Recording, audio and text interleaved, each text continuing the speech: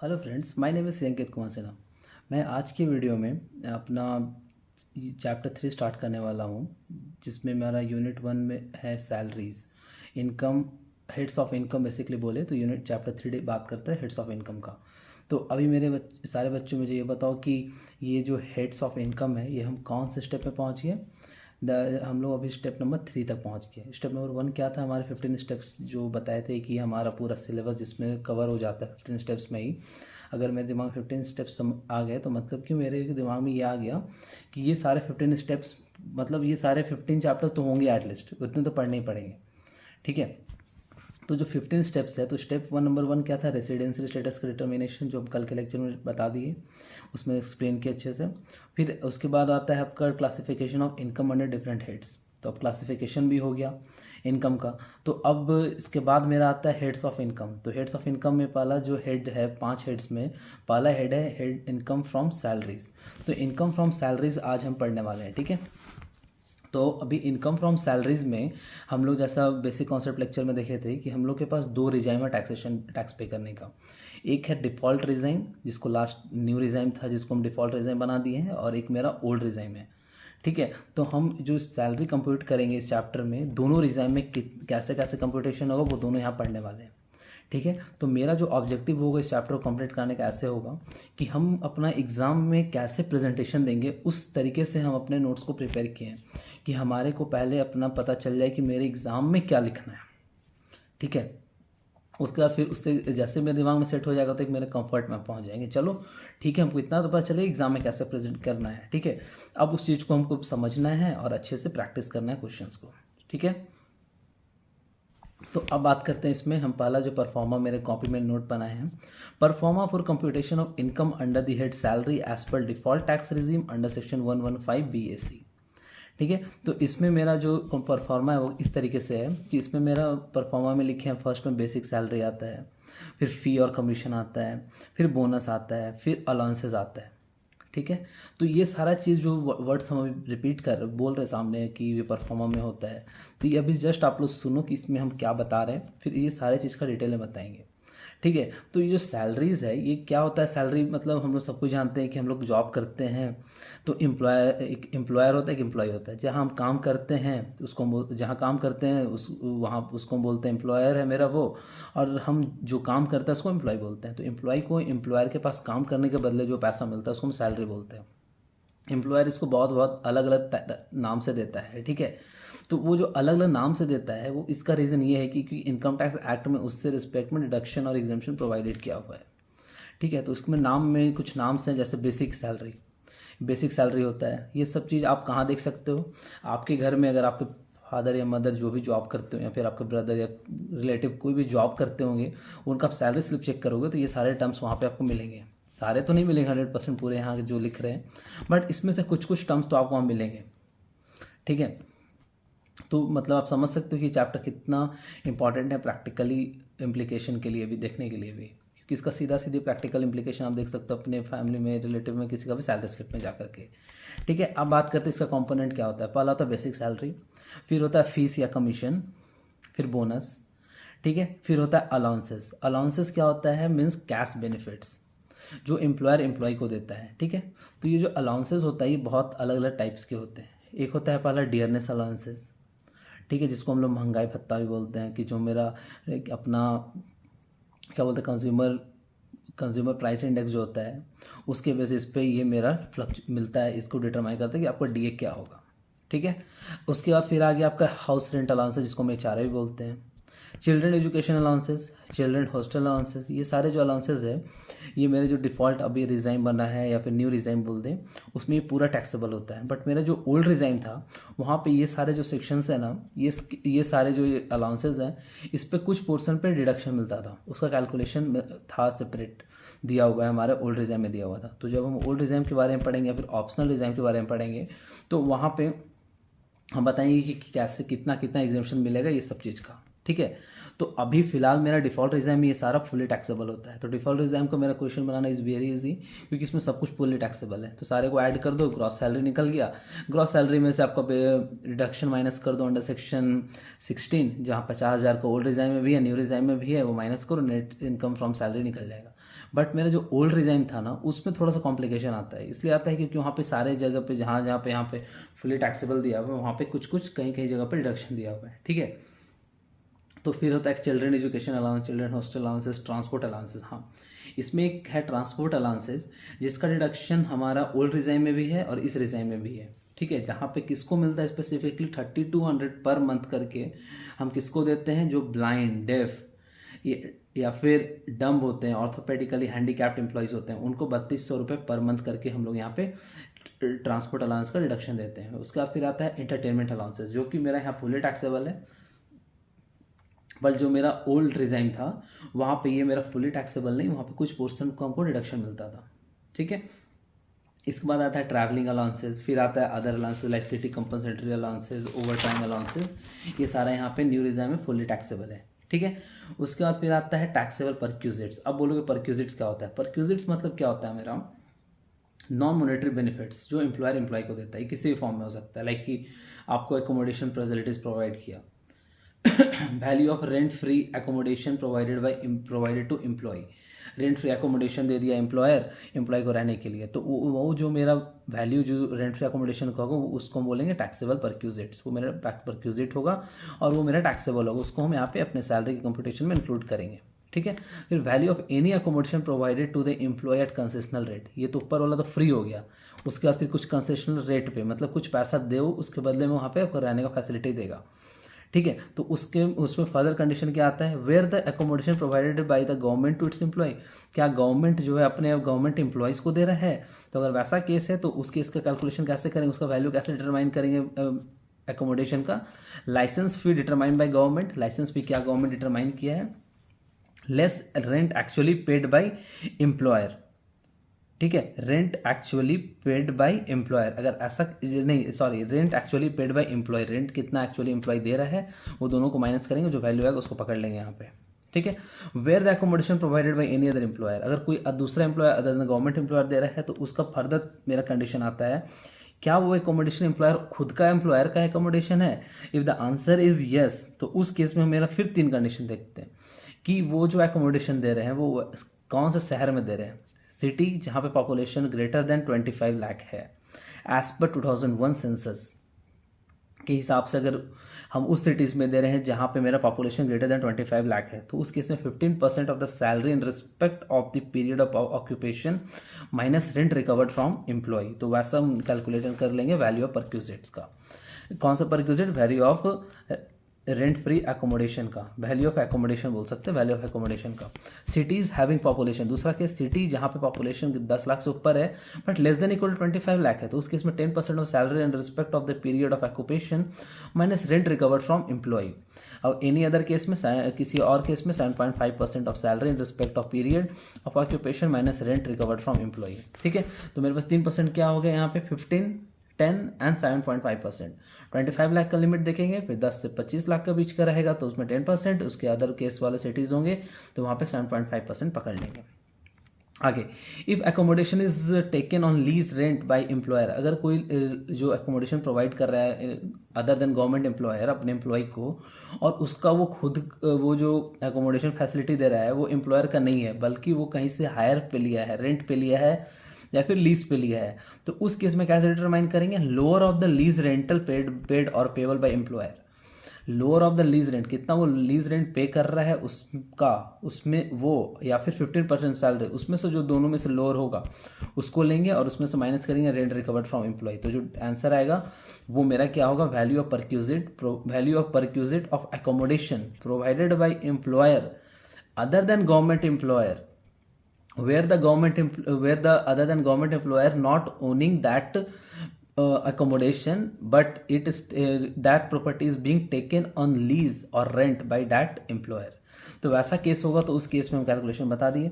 उसके बाद फिर आता है obligation of employee discharge by employer, कोई भी एम्प्लॉय का ऑब्लिगेशन एम्प्लॉय डिस्चार्ज करता है तो वो भी काइंड ऑफ बेनिफिट है जो एम्प्लॉयर एम्प्लॉय को दे रहा है, तो उसको हम बोलेंगे परक्यूजिट, और वो मेरा क्या होगा, किस नेचर का परक्यूजिट होगा, टैक्सेबल।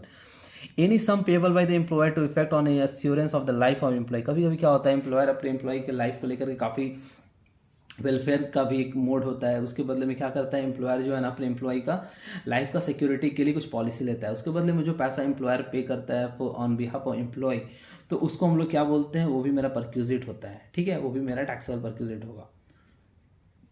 आगे आगे बढ़ते हैं। अमाउंट और aggregate of amount of any contribution, अगर कोई भी कंट्रीब्यूशन एम्प्लॉयर एम्प्लॉय के बिहाफ पे कर रहा है, कहाँ, रिकॉग्नाइज प्रोविडेंट फंड में, नेशनल पेंशन स्कीम में या सुपर एनुएशन फंड में,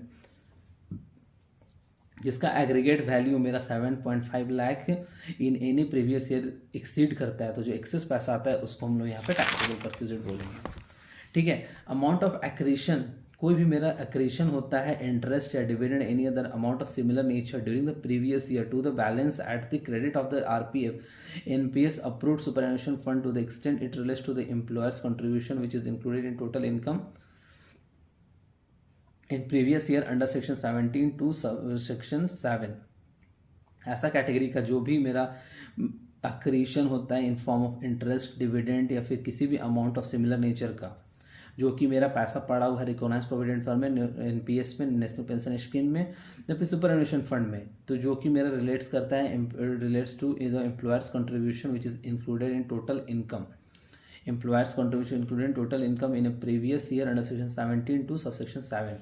अगर इस कैटेगरी का वो है, अगर वो इंक्लूड होता है उसमें, तो उसको हम लोग यहाँ पे क्या बोलते हैं, उस पर जो भी मेरा एनुअल एक्रेशन होता है वो मेरा टैक्सेबल होगा।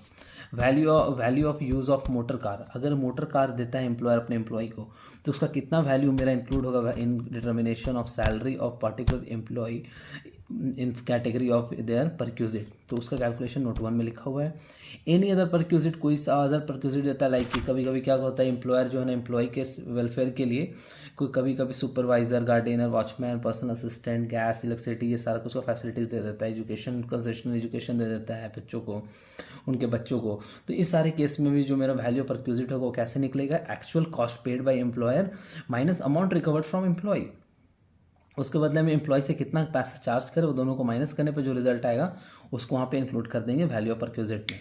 कभी कभी क्या होता है एम्प्लॉयर जो है ना एम्प्लॉय को इंटरेस्ट फ्री और कंसेशनल लोन देता है, ठीक है, जो कि मेरा एक्सीडिंग 20,000 से अगर इंटरेस्ट फ्री और कंसेशनल लोन जो 20,000 से ऊपर का लोन देता है, ठीक है, कभी कभी तो उस केस में क्या करते हैं कि interest computed at the rate charge by SBI के हिसाब से जो मेरा मैक्सिमम आउटस्टैंडिंग मंथली बैलेंस है उस पर एसबीआई का last first day of the relevant previous year में जो मेरा रेट इफेक्टिव था एसबीआई का, उसके हिसाब से इंटरेस्ट कैलकुलेट करेंगे और माइनस करेंगे interest actually paid by employee, interest कितना एक्चुअली एम्प्लॉय देगा है, जो दोनों का डिफरेंस होगा उसको हम यहाँ पे इंक्लूड कर देंगे। मतलब कि इंटरेस्ट फ्री और कंसिस्टेंट रेट अगर लोन जो देता है एम्प्लॉयर एम्प्लॉय को 20,000 से ऊपर का, 20,000 तक तो ऐसे एग्जाम्प्ट, लेकिन 20,000 से ऊपर देता है तो उसका कैलकुलेशन का हम बात कर रहे हैं यहाँ पे, इसका कैलकुलेशन भी आगे हम क्वेश्चन से प्रैक्टिस करा देंगे। उसका फिर क्या होता है कि कभी कभी एम्प्लॉयर जो है एम्प्लॉय को क्या देता है, फ्री फूड देता है या फिर नॉन अल्कोहलिक बेवरेज का फैसिलिटीज़ देता है ऑफिस में ही, तो अप टू 50 रुपीज़ पर मील जो है उसको एग्जाम्प्ट करते हैं हम लोग। वैल्यू ऑफ गिफ्ट वाउचर, कभी कभी क्या होता है एम्प्लॉयर जो होता है जैसे दीपावली हो गया या फिर कोई फेस्टिवल आता है, तो कभी कभी उस केस में क्या करता है एम्प्लॉयर अपने एम्प्लॉय को जो होता है ना गिफ्ट वाउचर देता है, जो gift voucher up to value of 5,000 जो है वो मेरा एग्जाम्प्ट होता है। ठीक है। यूज़ ऑफ मूवेबल असेट, तो वो भी नोट 2 में हम लिख के रखे हैं। Transfer of movable asset, leave travel concession, तो इसका भी मेरा कैलकुलेशन दिया हुआ है सेक्शन 10 सब सेक्शन 5 में। ग्रेचुटी का दिया हुआ है, कभी कभी एम्प्लॉय को ग्रेचुटी दे देता है, उसका भी कैलकुलेशन दिया हुआ है। कम्यूटेड पेंशन का कैलकुलेशन दिया हुआ है, अनकम्यूटेड पेंशन का कैलकुलेशन दिया हुआ है, वो सारा का यहाँ पे हम इंक्लूड करेंगे। लीव इनकैशमेंट, कभी कभी क्या होता है कि हम अपना लीव जो एलिजिबल लीव होता है वो लीव नहीं लेते हैं, उसके बदले में एम्प्लॉयर हमको कंपनसेट करता है, तो लीव इनकैशमेंट जो हम कराते हैं अपना उसको लीव इनकैशमेंट, उसका कुछ कैलकुलेशन दिया हुआ है, तो वो भी मैं आगे पढ़ेंगे हम लोग। वॉलंटरी रिटायरमेंट कंपनसेशन भी कभी कभी हम लोग क्या होता है एम्प्लॉयर अपना वॉलंटरी रिटायरमेंट ले लेता है। इन डैट केस जो मेरा क्या होता है कंपनसेशन, तो उसका भी कैलकुलेशन हम मेरा दिया हुआ है। उसका कैलकुलेशन कैसे होता है, कंपनसेशन जो हम एक्चुअली रिसीव कर रहे हैं इन फॉर्म ऑफ और वॉलंटरी रिटायरमेंट, वो या 5 लाख या फिर 3 month salary into completed year of service, या फिर last drawn salary into remaining month of service left, ये चारों का जो लोअर होगा उतना का एग्जाम्प्ट मिलेगा। ठीक है, किसमें से, जो वॉलंटरी रिटायरमेंट कंपनसेशन हमको मिल रहा है। फिर कभी कभी होता है रिट्रेसमेंट कंपनसेशन हमको देता है एम्प्लॉयर, तो रिट्रेसमेंट कंपनसेशन हमको मिला तो वो पूरा मेरा टैक्सेबल नहीं होता, उस पर भी कुछ एग्जाम्पशन मिलता है। तो उसका कितना क्या एग्जाम्पशन मिलता है, लिस्ट ऑफ द फॉलोइंग क्या है, कंपनसेशन एक्चुअली जो रिसीव मिल रहा है उसका पूरा मिल सकता है, या फिर 5 लाख रुपए, 15 days average pay into completed year of service and part thereof in excess of 6 month. अगर ऐसा ये जो कंप्लीटेड ईयर ऑफ सर्विस और completed year of service and part thereof in excess of 6 month, अगर 6 महीने से ऊपर है तो उसको भी इंक्लूड करेंगे यहाँ पे कंप्लीटेड ईयर ऑफ सर्विस में। 15 month of average salary into year वाला जो calculation year number of years आएगा उसको मल्टीप्लाई करेंगे। ये तीनों के इसका जो लोअर होगा उतना कम रिडक्शन मिलेगा। कहाँ से? रिट्रेसमेंट कंपनसेशन जो एम्प्लॉय को देता है। तो ये सब कुछ कैलकुलेशन करने के बाद मेरे नेट रिजल्ट में क्या आ जाता है? Gross salary. अब ग्रॉस सैलरी आ गया। अब तो ग्रॉस सैलरी में से डिडक्शन अंडर सेक्शन 16 मिलता है हम लोग को, जहाँ पे मेरा जो न्यू रिजाइन है उसमें सेक्शन 16IA जो है उसमें क्या मिलता है? Amount of salary of 15,000 whichever is lower, उसका डिडक्शन मिल जाता है। फिर निकल गया income under the head salary as per new regime. ठीक है, अब बात करते हैं मेरा ऑप्शनल टैक्स रिजाइन, मतलब एग्जिस्टिंग टैक्स रिजाइन जो हुआ करता था पहले उसमें क्या लगेगा। ठीक है, उसका कैलकुलेशन, तो उसका कैलकुलेशन ऑलमोस्ट उससे सिमिलर ही है, बट जहाँ कुछ जगह पे वहाँ पे जो डिडक्शन नहीं मिलता है बट ओल्ड रिजाइन में हमको डिडक्शन मिल जाता है। ठीक है, basic salary as it is पिछला वाला से जो है, जो मेरा डिफॉल्ट रिजाइन उसके जैसा, फीस या कमीशन एज इट इज़ वहाँ वाला, बोनस वहाँ वाला ही जैसा। अलाउंसेस, अब आता है अलाउंसेस। यहाँ पे जो डीएनएस अलाउंसेस है यहाँ भी फुली टैक्सेबल वहाँ पे भी मेरा fully taxable. House rent allowances वहाँ पे फुली टैक्सेबल बट यहाँ पे पार्टली टैक्सेबल। कैसे? उसका कैलकुलेशन दिया हुआ है 1013A में। इसमें कैसे बात करते हैं इसका? इसमें डिडक्शन क्या मिलेगा? HRA एक्चुअली रिसीव जो हमको हुआ minus list of the following. HRA actually received, rent paid minus 10% of the salary of the relevant previous year, 50% of the salary if accommodation located in Chennai, Kolkata, Mumbai and Delhi, और 40% of the salary for any other city for the relevant period। तो ये तीनों से जो list आएगा वो minus कर देंगे HRA जो हमको एक्चुअली रिसीव हो रहा है। तो इसके बाद जो रिजल्ट आएगा वो मेरा HRA एग्जेम्प्टेड वैल्यू निकल गया। फिर टोटल HRA से में से उसको डिडक्ट करने के बाद जो आएगा मेरा HRA टैक्सेबल होगा। Children education allowance default regime में मेरा क्या होगा? Fully taxable, but in our new regime it is exempted up to the extent of ₹100 per month per child up to maximum 2 children. Children hostel allowances में 300 रुपये per महीना per child up to maximum 2 children. अब बात करते हैं transport allowances, जो यहाँ था वहाँ पे भी वैसा ही है। ओल्ड रिजाइन में भी जैसा था वैसे न्यू रिजाइन में भी। एंटरटेनमेंट अलाउंसेस यहाँ पे भी है वहाँ पे भी था। ट्रैवलिंग अलाउंसेस, ये मेरा ट्रैवलिंग अलाउंसेस जैसा यहाँ पे था वैसा वहाँ पे भी है। कोई भी और अदर अलाउंसेस जो यहाँ पे फुली टैक्सेबल है वहाँ पे भी फुली टैक्सेबल है। अब परक्यूजिट्स का जो बात करते हैं, जो न्यू रिजाइन में था वही ओल्ड रिजाइन में है। ठीक है, उसके बाद फिर ये सारा निकल गया। फिर ग्रॉस सैलरी निकल गया आपका। क्रॉस सैलरी के आने के बाद हम लोग क्या करते हैं? डिडक्शन निकालते हैं अंडर सेक्शन 16। तो डिडक्शन अंडर सेक्शन 16 में यहाँ पे एक चीज़ कॉमन है, जो डिफॉल्ट रिजाइन से 16IA जो मेरा न्यू रिजाइन में मिलेगा ओल्ड में मिलेगा। एंटरटेनमेंट अलाउंसेस यहाँ पे वहाँ पे नहीं था बट यहाँ पे है। ये किसको एंटरटेनमेंट अलाउंसेस का डिडक्शन मिलेगा? Only for government employees. ठीक है, उसका कैलकुलेशन क्या होगा? एंटरटेनमेंट अलाउंसेस जो मेरा ऊपर में रिसीव है वो तो ऊपर लिख ले लिया हम। इसमें से list of the following will be allowed at deduction क्या होगा? 5,000 rupees, 155 of basic salary and actual entertainment allowances received. ये तीनों का जो लोअर होगा वो निकलेगा। ठीक है, वो माइनस हो जाएगा यहाँ से। फिर प्रोफेशनल टैक्स का डिडक्शन मेरा यहाँ पे मिलेगा और वहाँ पे मिलेगा। ठीक है, आगे बात करते हैं। एक परफॉर्मा हम यहाँ पे दिए हैं कि अगर हम न्यू रिजाइन में निकाल चुके हैं, अपना कैलकुलेशन कर चुके हैं, तो उसका अगर फिगर को पकड़े, कभी कभी क्वेश्चन में क्या होगा कि आपका न्यू रिजाइन के हिसाब से income under the head salary दे दिया है क्वेश्चन में, तो उसमें कुछ एडिशन करेंगे तो मेरा ओल्ड रिजाइन के हिसाब से निकल जाएगा। ठीक है, उसका कैसे करेंगे? Income under the head salaries under default resign निकल गया मेरा। HRA में जो एग्जाम्पशन कैलकुलेशन बताया वो डाल दो। चिल्ड्रन एजुकेशन अलाउंस का एग्जाम्पशन का 100 रुपये वाला क्लास 100 रुपये का डिडक्शन हिसाब से डाल दो। चिल्ड्रन हॉस्टल अलाउंस डाल दो। ठीक है, बेसिक फूड मील वाला डाल दो 50 रुपये के हिसाब से। लीव ट्रैवल कंसेशन डाल दो 10 सेक्शन 5 के हिसाब से। ठीक है, अब क्या होगा? डिडक्शन अंडर सेक्शन 60 निकल जाएगा यहाँ पे। उसमें आपका 2 चीज़ नया आ जाएगा जो वहाँ पे भी जस्ट हम बताएं, उस हिसाब से income under salary old resign निकल जाएगा। अब बात करते हैं perquisite value of motor car. कभी कभी क्या होता है, एम्प्लॉय को मोटर कार देता है। ठीक है, तो उसके कुछ चार्ट दिया है, वो हम चार्ट यहाँ पे सीधा मॉड्यूल्स उठा करके बनाए हैं, तो वो हम बताते हैं कैसे। इसमें अगर कार ओन्ड और हायर्ड बाई, अगर कार खुद का है या hire by employer, expense met by, इसका जो खर्चा है वो सारा खर्चा कौन मेट करता है? एम्प्लॉयर करता है। होली ऑफिशियल यूज़ के लिए नहीं, पार्टली पर्सनल यूज़। तो अगर होली पर्सनल यूज़ है तो उस केस में मेरा वैल्यू क्या होगा? ठीक है, होली पर्सनल यूज़ नो, तो उस केस में क्या होगा? Provided employer maintain the complete detail of such journey and expenditure there and gives certificate are incurred wholly for official use. अगर ये मेरा ऑफिशियल यूज़ है तो उस केस में हमको एम्प्लॉयर को अपना सारा डिटेल मेंटेन करेगा, वो डिटेल देगा कि ये सारा ऑफिशियल यूज़ के लिए हो रहा है, ठीक है। तो उस केस में इसका मेरा परक्यूजिट का वैल्यू मोटर कार में इंक्लूड नहीं करेंगे, ठीक है। तो अगर पार्टली पर्सनल यूज़ है तो सीसी ऑफ इंजन, अगर इंजन का सीसी अप टू 1.6 लीटर्स है, ठीक है, या फिर उस केस में मेरा परक्यूजिट वैल्यू क्या होगा, ₹1800 पर मंथ। अगर उसका वैल्यू मेरा जो सीसी का वैल्यू 1.6 से ज़्यादा का है तो ₹2400 पर मंथ मेरा परक्यूजिट वैल्यू होगा। अगर ड्राइवर भी साथ में दे रहे हैं तो ₹900 और इसमें ऊपर ऐड कर दो, तो मेरा नेट में क्या हो जाएगा, ड्राइवर दे रहे हैं तो पहला केस में अप टू 1.6 लीटर वाले सीसी में 18/9 कितना हो जाएगा 2700, और नीचे वाले में हो जाएगा 3300, ठीक है। आगे अब अगर मेरा जो है वो एम्प्लॉय का है और एम्प्लॉयर उसका खर्चा मीट करता है, या ऑफिशियल यूज़ के लिए है नहीं,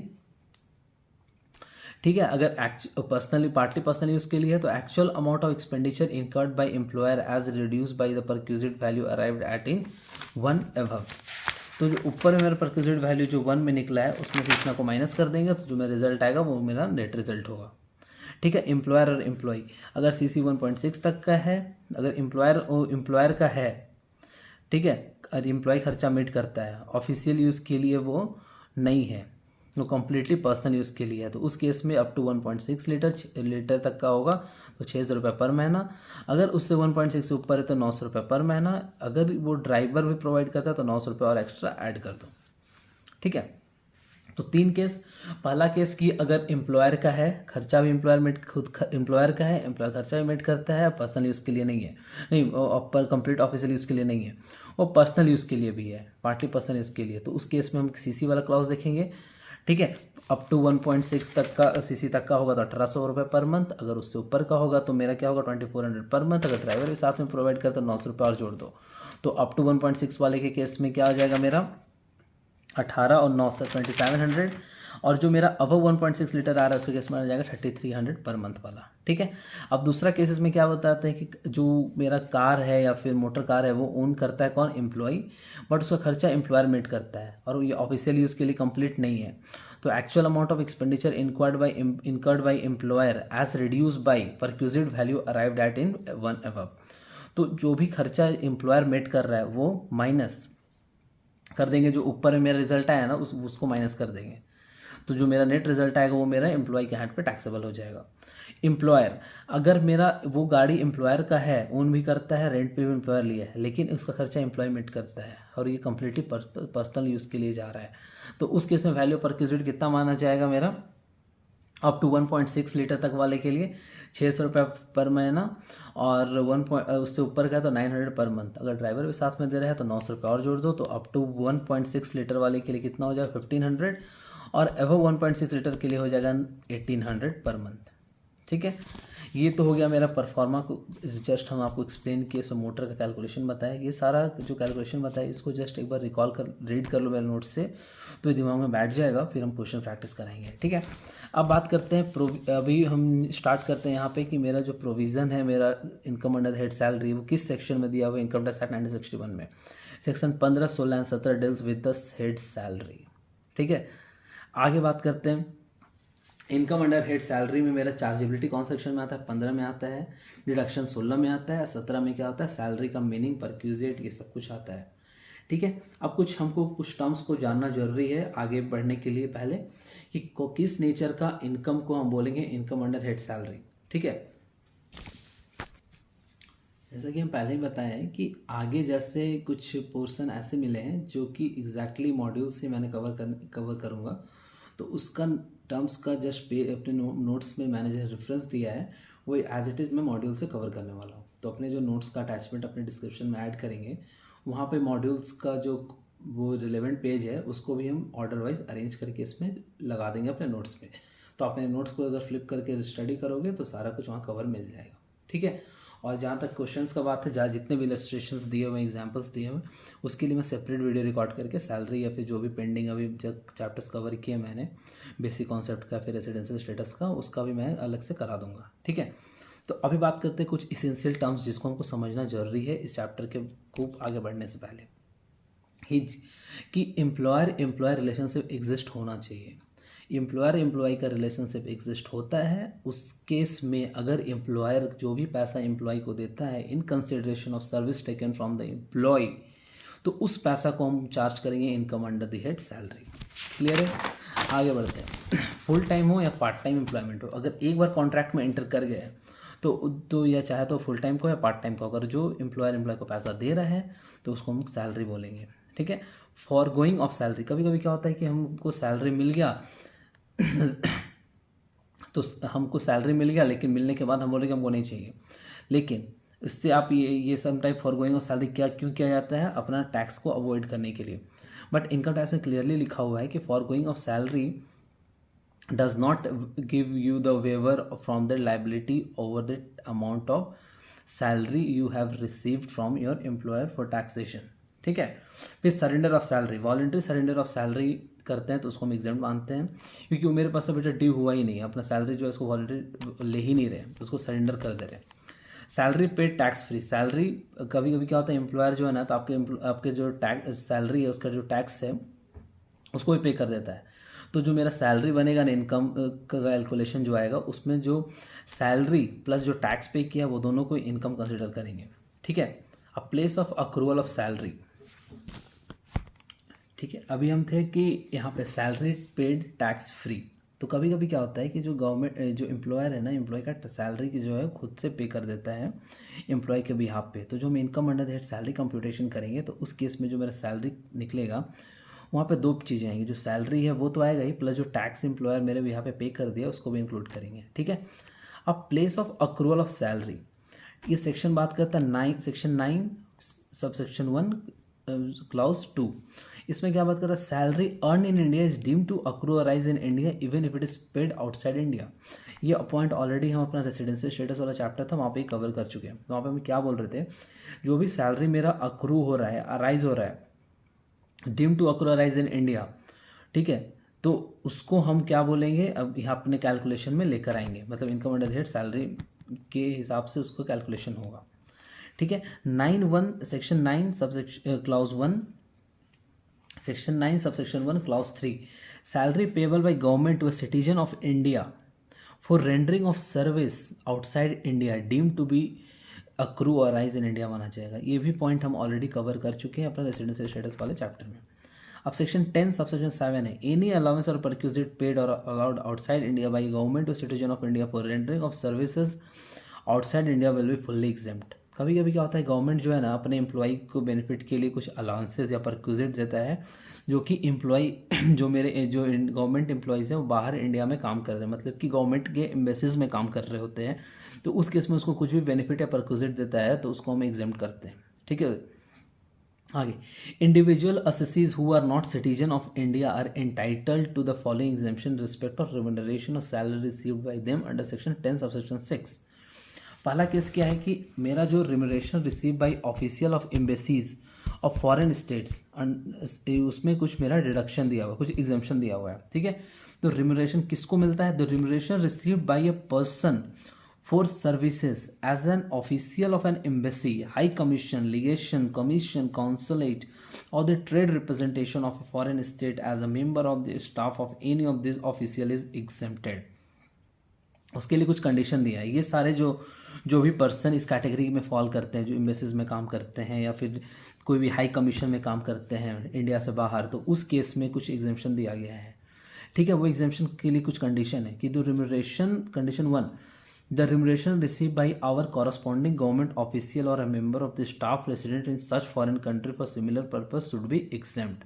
इसके लिए कंडीशन क्या है कि अगर इंडिया इस सारे कैटेगरी वाले पर्सन का जो सैलरी है, ठीक है, जो सिटीजन ऑफ इंडिया नहीं है, ठीक है, तो उनको एग्जेम्प्ट कर रहे हैं कि इंडिया में रिसीव कर रहा है, सब कुछ कर रहा है अपने वहाँ से, मतलब अपने फॉरेन कंट्री से, ठीक है, तो उसको एग्जेम्प्ट कर रहे हैं। तो इसके लिए कुछ कंडीशन दी है कि जो remuneration receive by our corresponding government official, अगर इंडिया के ही वही ऑफिशियल का सैलरी उसी सिमिलर नेचर का वहाँ पे रिसीव होता है, अक्रू होता है, तो उसको उस कंट्री में एग्जेम्प्ट किया जाए। ठीक है? पहला कंडीशन। दूसरा, अब हम mentioned member of staff should be subject to the respective country represented and should not engage in any business of profession employed in India.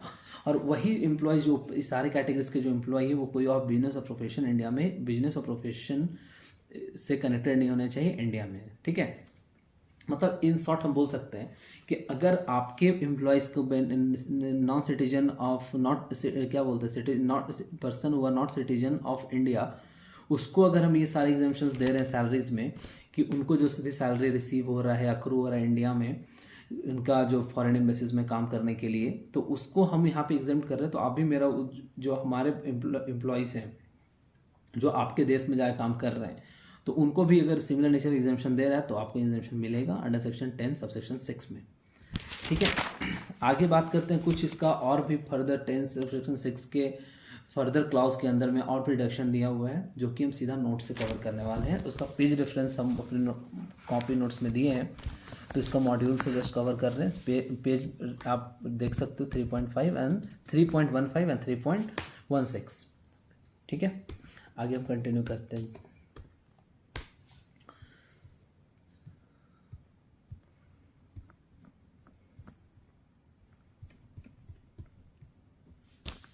वो सेक्शन 10 सब सेक्शन 6 में जो पॉइंट दिया हुआ है उसमें remuneration receive for services rendered in India as an employee of a foreign enterprises, मतलब remuneration receive by a foreign national as an employee of a foreign enterprises for services rendered by him during his stay in India is also exempt from tax, ठीक है। मतलब यहाँ बात कर रहे हैं हम लोग, यहाँ पे हम लोग को ये बात हो रहा है कि रिम्यूनरेशन जो भी रिसीव करेगा बाय ए फॉरेन नेशनल, ठीक है, as an employee of a foreign enterprises for services rendered by him during his stay in India, उस केस में उसको भी एग्जेम्प्ट करेंगे। उसके लिए क्या कंडीशन है, the foreign enterprise is not engage in any business और profession in India, foreign enterprises कोई भी बिजनेस या प्रोफेशन में इंडिया में एंगेज नहीं होना चाहिए, पहला कंडीशन। दूसरा condition, employee stay in India does not exceed 90 days during the previous year और remuneration is not liable to be deducted from the employer's income chargeable to tax under the act, और वो remuneration जो है ना वो liable to tax नहीं होना चाहिए हमारा कहाँ पे, इंडिया में, ठीक है। तो इस केस में हमारा इस केस में किसके लिए बात कर रहे हैं कि कोई भी रिम्यूनरेशन रिसीव करता है कौन, employee of a foreign enterprises, कोई भी एम्प्लॉय फॉरेन एंटरप्राइजेस का इंडिया में काम करते हुए उसको सैलरी रिम्यूनरेशन मिलता है तो उसको एग्जेम्प्ट करेंगे हम,